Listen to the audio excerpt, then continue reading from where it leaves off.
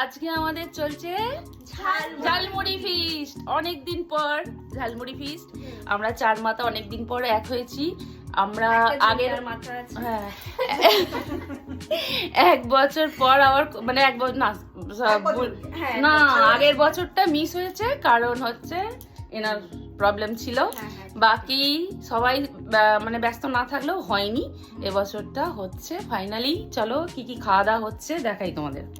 এটা একদম প্রথমে চলছে চপের চপকাণ্ড, কারণ আমি এনেছি আলুর চপ, ও এনেছে রূপা এনেছে ক্ষীরের চপ যেটা অলরেডি পেটে পৌঁছে গেছে, আর ছোট বৌদি এনেছে ফিশ চপ যেটা এখন আমার জন্য একা বসে আছে।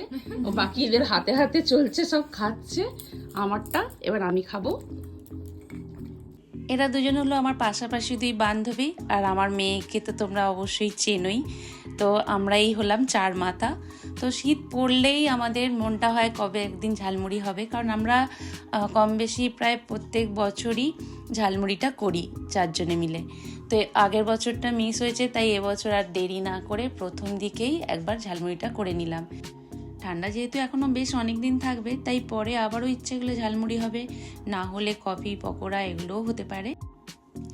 যেহেতু এটা ফিস্ট, তাই সবাই মিলে হাত লাগিয়ে জোগাড় চলছিল।